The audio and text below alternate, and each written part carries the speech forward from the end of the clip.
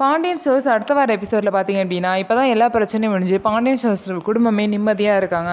அதுக்குள்ளே பார்த்தீங்க அப்படின்னா இந்த பண பிரச்சனை வந்துச்சு. ஆனாலும் மீனா பார்த்தீங்கன்னா லோன் வாங்கி அதையும் வந்து சரி பண்ணிடுறாங்க. இன்னொரு சைட் பார்த்தீங்க அப்படின்னா மயிலுக்கு அவங்க அம்மா கால் பண்ணி பேசுகிறாங்க. அப்போ பார்த்தீங்கன்னா மயில் என்னால் ஒழுங்காகவே சாப்பிட முடியலமா, எனக்கு ரொம்ப பயமாக இருக்குது, நான் சாப்பிட்ற சாப்பாடுலாம் என் குழந்தை மேலே விழுந்துருமோ அப்படின்னு சொல்லிட்டு மயில் வந்து காமெடியாக பேசிகிட்டு இருக்காங்க.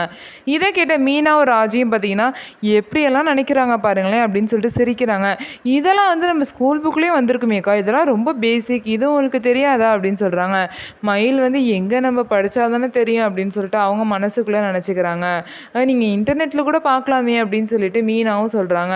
பார்க்கலாம், நான் அப்படியே ஒரு பதட்டத்துலேயே விட்டுட்டேன் அப்படின்னு சொல்லிட்டு மயிலும் பார்த்தீங்க அப்படின்னா சமாளிச்சிட்டாங்க.